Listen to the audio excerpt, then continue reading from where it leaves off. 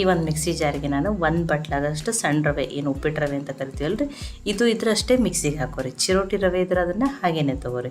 ಇದು ಸ್ವಲ್ಪ ಚಿರೋಟಿ ರವೆಗಿಂತ ದಪ್ಪ ಇರ್ತದೆ ಅಂಥೇಳಿ ನಾನು ಇದನ್ನೊಂದು ಸ್ವಲ್ಪ ಮಿಕ್ಸಿಗೆ ಹಾಕಿ ತೊಗೋತೀನಿ ರೀ. ಈಗ ಇದನ್ನು ಗ್ರೈಂಡ್ ಮಾಡ್ಕೊತೀನಿ ರೀ. ನೋಡಿ, ಇದು ಈಗ ಗ್ರೈಂಡಾಗಿ ರೆಡಿ ಆಗ್ಯದ ರೀ. ಇದು ಇದ್ರಷ್ಟೇ ಮಿಕ್ಸಿಗೆ ಹಾಕೋರಿ. ಇದನ್ನು ನಾನು ಆಮೇಲೆ ಯೂಸ್ ಮಾಡ್ತೀನಿ ಅನ್ಕತಕ ಇದನ್ನು ಸೈಡಿಗೆ ಇಡ್ತೀನಿ ರೀ.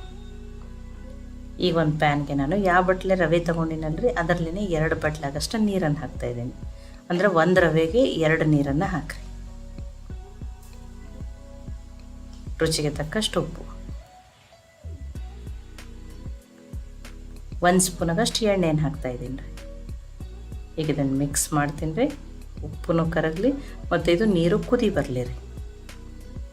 ನೋಡಿ, ನೀರು ಕುದಿ ಬಂದದ್ರಿ. ಗ್ಯಾಸನ್ನು ಲೋ ಫ್ಲೇಮ್ದಲ್ಲಿ ಇಡ್ತೀನಿ. ಅದೇನು ರವೆಯನ್ನು ಗ್ರೈಂಡ್ ಮಾಡ್ಕೊಂಡ್ರಿ ಅದನ್ನು ಹಾಕ್ತೀನಿ. ನೋಡಿ, ಈಗ ಇದನ್ನು ನೀಟಾಗಿ ಅದ್ರ ಜೊತೆ ಮಿಕ್ಸ್ ಮಾಡೋಣ. ನೋಡಿ, 1 ಬಟ್ಲ್ ರವೆಗೆ 2 ಬಟ್ಲಾಗಷ್ಟೇ ನೀರನ್ನು ಹಾಕ್ರಿ.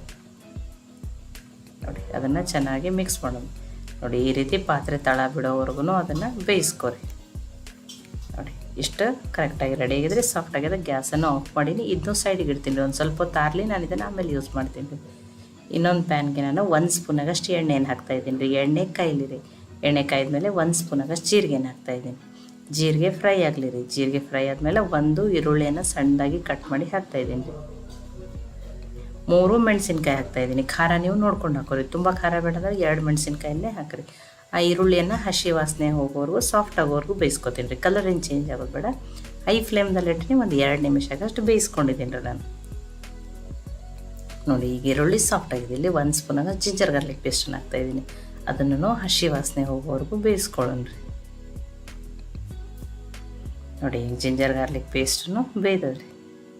ಇದಕ್ಕೆ ನಾನಿಲ್ಲಿ ಒಂದು 2 ಬಟ್ಲಾಗಷ್ಟು ಸಣ್ಣದಾಗಿ ಕ್ಯಾಬೇಜನ್ನು ಕಟ್ ಮಾಡಿ ಹಾಕ್ತಾಯಿದ್ದೀನಿ ರೀ. ಮತ್ತು ನಿಮ್ಗೆ ಯಾವ ವೆಜಿಟೇಬಲ್ಸ್ ಇಷ್ಟನೋ ಆ ವೆಜಿಟೇಬಲ್ಸನ್ನು ನೀವು ಹಾಕ್ಬೋದು. ಮತ್ತು ಕ್ಯಾಬೇಜ್ ಇದ್ದತ್ತೇನೆ ಏನಿಲ್ಲ, ನೀವು ಆಲೂಗಡ್ಡೆ ಸ್ಟಫಿಂಗು ಮಾಡ್ಕೋಬೋದು ಅಥವಾ ಪನ್ನೀರ್ ಸ್ಟಫಿಂಗ್ ಆದ್ರೂ ಮಾಡ್ಕೋಬೋದು.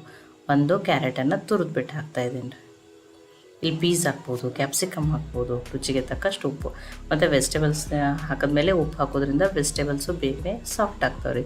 ಈಗ ಆ ಉಪ್ಪನ್ನು ವೆಜಿಟೇಬಲ್ಸ್ ಜೊತೆ ಮಿಕ್ಸ್ ಮಾಡ್ಕೊಂಡಿದ್ದೀನಿ. ಈಗ ಮುಚ್ಚಿ ಲೋ ಫ್ಲೇಮ್ದಲ್ಲಿಟ್ಟು 2 ನಿಮಿಷ ಬೇಯಿಸ್ಕೊತೀನಿ ರೀ. ನೋಡಿ, 2 ನಿಮಿಷ ಆದಮೇಲೆ ನೋಡಿ ಕ್ಯಾಬೇಜು ಎಲ್ಲ ಸಾಫ್ಟ್ ಆಗ್ಯದ ರೀ ಮತ್ತಷ್ಟು. ನೋಡಿ, ಈಗ ಮಸಾಲೆಗಳನ್ನು ಹಾಕ್ತೀನಿ. ಮಸಾಲೆಗಾಗಿ 1 ಸ್ಪೂನಾಗಷ್ಟು ಧನಿಯಾ ಪೌಡ್ರನ್ನ ಹಾಕ್ತಾಯಿದ್ದೀನಿ ರೀ. 1 ಸ್ಪೂನಾಗಷ್ಟು ರೆಡ್ ಚಿಲ್ಲಿ ಪೌಡ್ರ್ ಹಾಕ್ತಾಯಿದ್ದೀನಿ. ಹಸಿಮೆಣ್ಸಿನ್ಕಾಯಿ ಹಾಕಿರೋದನ್ನ ಖಾರ ನೀವು ನೋಡ್ಕೊಂಡು ಹಾಕೋರಿ. 1 ಸ್ಪೂನಾಗಷ್ಟು ಗರಂ ಮಸಾಲ. ಇಲ್ಲಿ ನೀವು ಪಾವ್ ಭಾಜಿ ಮಸಾಲನೂ ಹಾಕ್ಬೋದು. 1 ಸ್ಪೂನಾಗಷ್ಟು ಚಾಟ್ ಮಸಾಲ ಹಾಕ್ತೀನಿ. ಚಾಟ್ ಮಸಾಲ ಇಲ್ಲಾಂದ್ರೆ ನೀವು 1 ಸ್ಪೂನಾಗಷ್ಟು ನಿಂಬೆ ರಸನಾದ್ರೂ ಹಾಕಿರಿ. ಈ ಮಸಾಲೆಗಳನ್ನ ಲೋ ಫ್ಲೇಮ್ದಲ್ಲಿಟ್ಟೇ ಬೇಯಿಸ್ಕೊತೀನಿ ರೀ. ಲೋ ಫ್ಲೇಮ್ದಲ್ಲೇ ಒಂದು 2 ನಿಮಿಷ ಆಗಷ್ಟು ಬೇಯಿಸ್ಕೊತೀನಿ ರೀ. ಮಸಾಲೆ ಎಷ್ಟು ಚೆನ್ನಾಗಿ ಬೇಯ್ತದ ಸ್ಟಫಿಂಗ್ನು ಅಷ್ಟು ಚೆನ್ನಾಗಿ ಆಗ್ತದೆ ರೀ ಅದು. ನೋಡಿ, ಈಗ ಇದು ಬೇಯ್ದದ ರೀ. ಇದಕ್ಕೆ ನಾನು ಬೈಂಡಿಂಗ್ ಸಲುವಾಗಿ 1 ಸ್ಪೂನಾಗಷ್ಟು ಕಡಲೆ ಹಿಟ್ಟು ಅಥವಾ ಕಡಲೆಬೇಳೆ ಹಿಟ್ಟನ್ನು ಹಾಕ್ತಾಯಿದ್ದೀನಿ ರೀ. ಈಗ ಇದನ್ನು ಮಿಕ್ಸ್ ಮಾಡೋಣ ರೀ.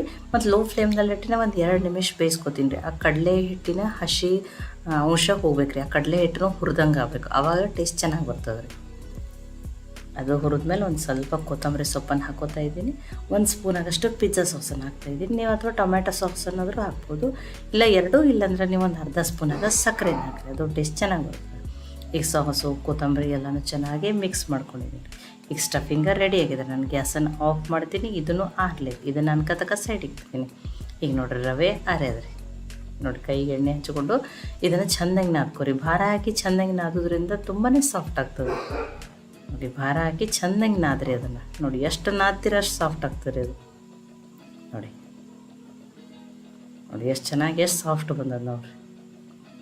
ನೋಡಿರಿ, ಈ ರೀತಿಯೇ ಆಗ್ಬೇಕು ರೀ. ಇದು ಕರೆಕ್ಟಾಗಿ ರೆಡಿ ಆಗ್ಯದ್ರಿ.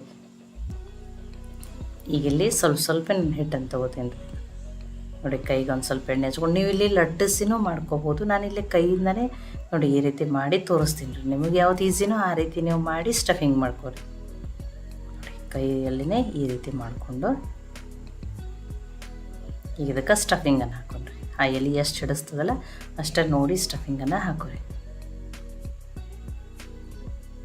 ನಿಮಗೆ ಆಲೂಗಡ್ಡೆ ಸ್ಟಫಿಂಗ್ ಇಷ್ಟ ಅಂದ್ರೆ ಅದನ್ನು ಮಾಡ್ಕೊರಿ, ಪನ್ನೀರ್ ಮಾಡ್ಕೊರಿ. ನಿಮಗೆ ಇನ್ನೂ ಹೆಲ್ದಿ ಆಗಿಸ್ಬೇಕು ನಿಮಗೆ ಯಾವ ವೆಜಿಟೇಬಲ್ಸ್ ಇಷ್ಟನೋ ಆ ವೆಜಿಟೇಬಲ್ಸ್ ಹಾಕೋರಿ. ಅಥವಾ ಮನೆಯಲ್ಲಿ ಬರೀ ಯಾವ ವೆಜಿಟೇಬಲ್ಸ್ ಅದಾವಲ್ಲ ಆ ವೆಜಿಟೇಬಲ್ಸ್ ಅಷ್ಟನ್ನೇ ಮಾಡ್ಕೊರಿ.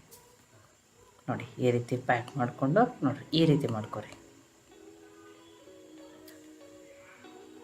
ನೋಡಿರಿ ಎಷ್ಟು ಚೆನ್ನಾಗಿ ಬಂದು. ಒಂದನ್ನು ಮಾಡಿ ತೋರಿಸಿದ್ದೀನಿ, ಇನ್ನೊಂದನ್ನು ಮಾಡಿ ತೋರಿಸ್ತೀನಿ ರೀ. ನಿಮಗೆ ಕೈಯಿಂದ ಮಾಡೋದು ಅಷ್ಟು ಈಸಿ ಅನಿಸಿಲ್ಲ ಅಂದ್ರೆ ನೀವು ಇಷ್ಟನ್ನೇ ಹಿಟ್ಟು ತೊಗೊಂಡು ಲಟ್ಟಿಸಿನೂ ಮಾಡ್ಕೊರಿ. ನೋಡಿ, ಈ ಮೋದಕದು ಮಾಡ್ತಿರ್ತೀವಲ್ಲ ಆ ರೀತಿ ಲಟ್ಟಿಸಿ ಅದನ್ನು ಸ್ಟಫಿಂಗನ್ನು ಹಾಕಿನೂ ನೀವು ಪ್ಯಾಕ್ ಮಾಡ್ಕೊರಿ.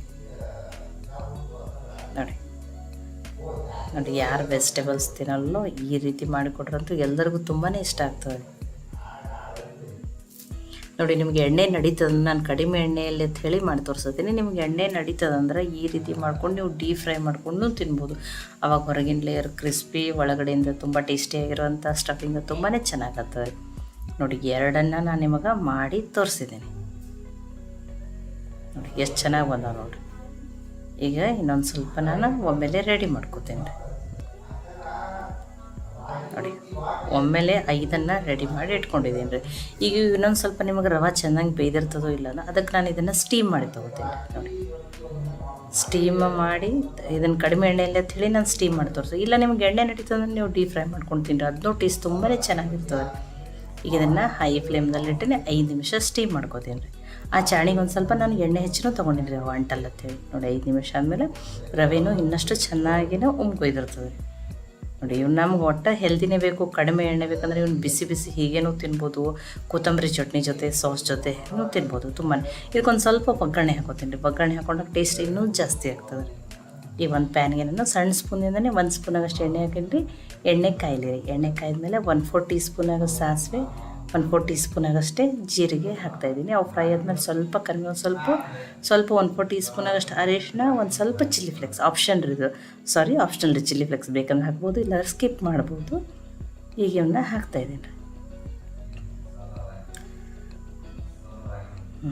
ಈ ರೀತಿ ಮತ್ತು ಬೇಯಿಸ್ಕೊಳ್ಳೋದ್ರಿಂದ ಸ್ವಲ್ಪ ಮೇಲಿನ ಲೇಯರು ಕ್ರಿಸ್ಪಿಯಾಗಿನೂ ಟೇಸ್ಟ್ ಚೆನ್ನಾಗಿ ಬರ್ತದೆ.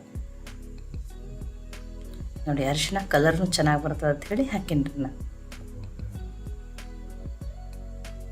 ನೋಡಿ, ಎರಡೂ ಸೈಡನ್ನು ಚೆನ್ನಾಗಿ ಮಸಾಲೆನೂ ಸ್ವಲ್ಪ ಅಂಡಂಗೆ ಚೆನ್ನಾಗಿ ಬೇಯಿಸ್ಕೊಂಡ್ರಿ. ಈ ರೀತಿ ಮಾಡೋದ್ರಿಂದ ಕ್ರಿಸ್ಪಿ ಆಗ್ತಾವ್ರಿ, ಟೇಸ್ಟು ಚೆನ್ನಾಗತ್ತದ. ಇಲ್ಲ ನಮಗೆ ಎಣ್ಣೆನೇ ಬೇಡ ಅಂದ್ರೆ ನೀವು ಹಾಗೇ ಸ್ಟೀಮ್ ಮಾಡಿದ್ಮೇಲೆ ಬಿಸಿ ಬಿಸಿ ಹೀಗೇ ತಿನ್ನಿರಿ. ನೋಡಿ, ಈಗ ಗ್ಯಾಸನ್ನು ಆಫ್ ಮಾಡ್ತೀನಿ. ಬಿಸಿ ಬಿಸಿ ರವೆಯಿಂದ ಮಾಡಿರೋ ಹೊಸ ಥರದ ಬ್ರೇಕ್ಫಾಸ್ಟು ರೆಡಿ ಆಗಿದ್ರಿ. ಇದನ್ನು ನೀವು ಬಿಸಿ ಬಿಸಿ ಹೀಗೆ ತಿನ್ನಿರಿ, ಸಾಸ್ ಜೊತೆ ತಿನ್ನಿರಿ, ಕೊತ್ತಂಬರಿ ಚಟ್ನಿ ಜೊತೆ, ಯಾವುದ್ರ ಜೊತೆ ಅಥವಾ ಕೊಬ್ಬರಿ ಚಟ್ನಿ ಜೊತೆ ತಿಂದರೂ ಟೇಸ್ಟಿಯಾಗಿರ್ತದೆ ರೀ. ಇದಕ್ಕೆ ಏನು ಹೆಸರು ಇಡೋದು ಅಂತ ಹೇಳಿ ನೀವೇ ಕಮೆಂಟ್ ಮಾಡಿ ಹೇಳಿರಿ. ಈ ರೆಸಿಪಿ ನಿಮ್ಗೆ ಇಷ್ಟ ಆಗಿತ್ತಂದ್ರೆ ಲೈಕ್ ಮಾಡಿ, ಶೇರ್ ಮಾಡಿ, ಕಮೆಂಟ್ ಮಾಡಿ. ಖಂಡಿತ ಟ್ರೈ ಮಾಡಿ ನೋಡಿರಿ. ಮತ್ತೆ ಒಳ್ಳೆ ರೆಸಿಪಿ ಜೊತೆ ಸಿಗೋಣ. ಎಲ್ಲರಿಗೂ ಧನ್ಯವಾದಗಳು. ನನಗೆ ಸಪೋರ್ಟ್ ಮಾಡೋಕ್ಕೆ ಕನ್ನಡತಿ ಅಡುಗೆ ಚಾನಲನ್ನು ಸಬ್ಸ್ಕ್ರೈಬ್ ಮಾಡಿ, ಬೆಲ್ ಐಕಾನ್ ಪ್ರೆಸ್ ಮಾಡೋದನ್ನು ಮರಿಬೇಡ್ರಿ.